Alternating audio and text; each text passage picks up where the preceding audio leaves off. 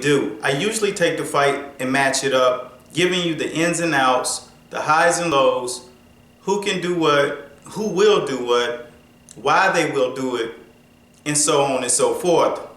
But before I get started with this prediction, which is something that I rarely would do, I like to introduce myself for those who've never watched the channel. My name is Eric Bradley, aka The Fight Doctor.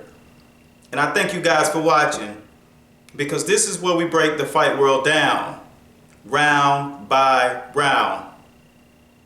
Shawn Porter, Adrian Broner, two of the top fighters in the game. The sport of boxing is in need of two powerhouses. And these are two powerhouses. MGM Grand, Las Vegas, Saturday night, June 20th. There will be one of the most compelling fights and matchups, because we never saw it coming. No one was speaking of these two guys getting inside of the ring. Well, first I'm going to get into it. Why do I see this fight the way I will see this fight? The first thing I watched was the styles, like everybody else.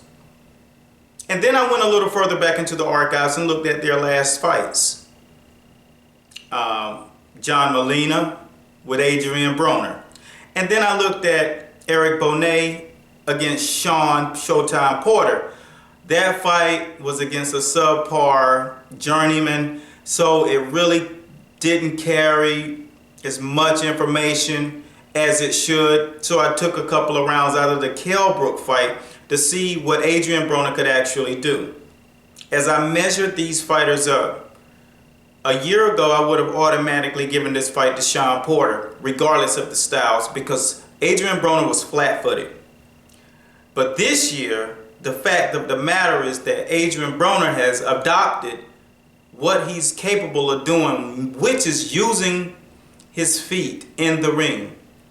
He's taken a page out of Floyd Mayweather, not being too proud to move, and moving is skill, people. It's not running.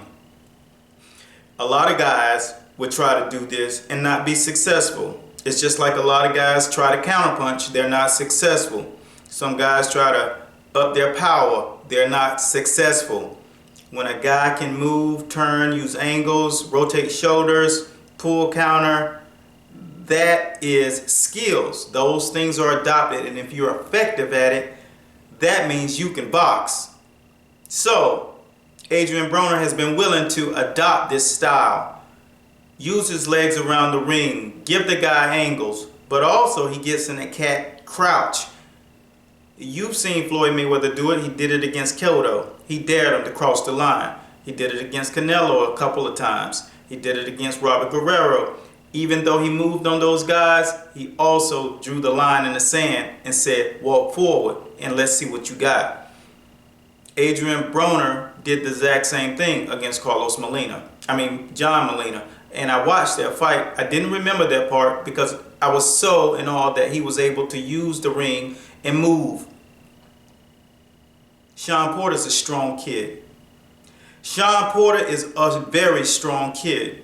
I saw the facts. Whenever he got onto that track, whenever he trained inside of the ring, the mannerisms that Kenny Porter focuses on training his son, the fact is he knows about sports science. Sports science is important whenever you're training an athlete. You can overtrain an athlete trying to keep him underweight. So these are the variables in this fight. I will not continue to go on. I want this video at the 5-minute mark. The variables in this fight. Training camp. Shawn Porter was working extremely hard. Broner leaked very little information. You didn't really get a grasp on what he did in camp, but you do know that Floyd Mayweather was there, so he did get some tidbits of solid information, and he had some solid sparring. So I'm going to give the nod in the training camp to Shawn Porter. The only reason I'm going to give him the nod is the conditioning factor, but I'm going to also subtract that because I feel like they leaked something that they should not have leaked, that they've been on fight weight since prior to May 2nd because they thought that they were going to actually be fighting on that card.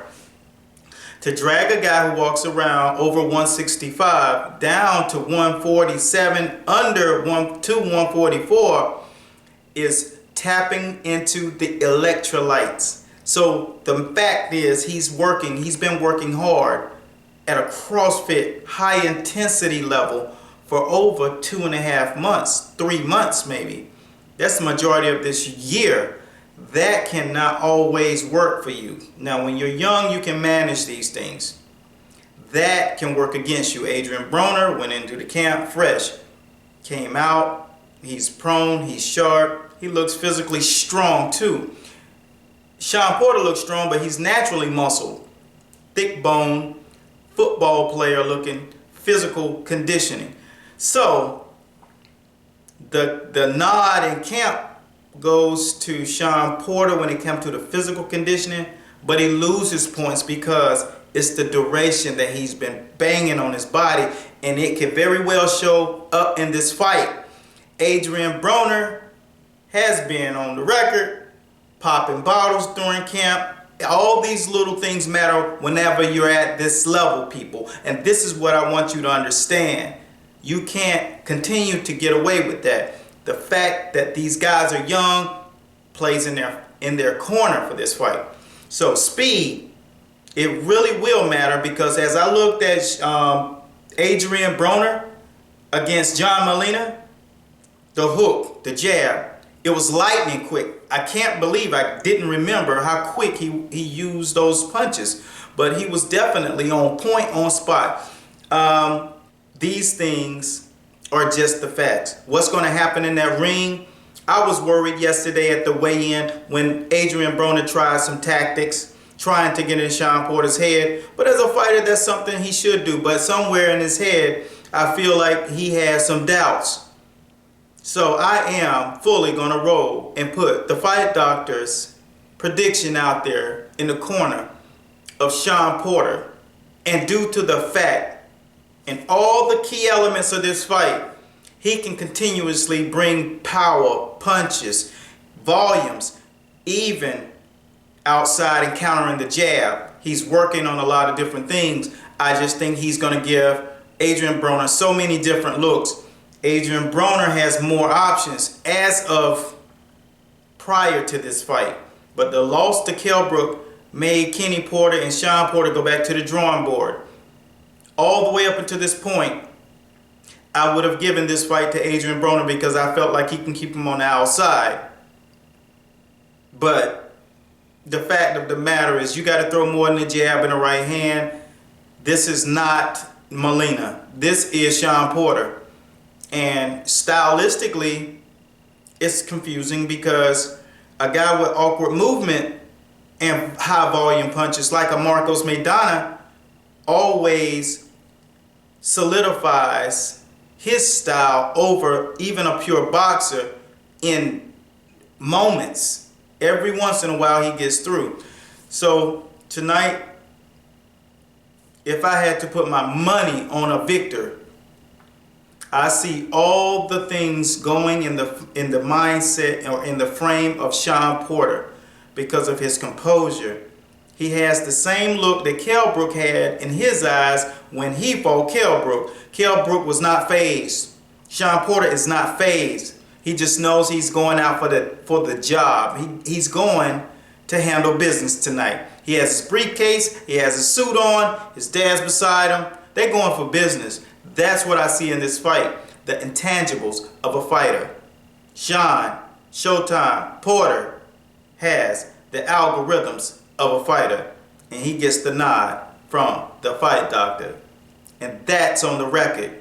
I'll see you guys tomorrow, and I thank you guys for watching, because you're watching Master Boxing, and this is where we break the fight world down, baby, round by round. Go and check us out on the site, masterboxingllc.com. That's where we get it popping. And we don't just watch boxing. We want you to be boxing. Join our camp. Peace.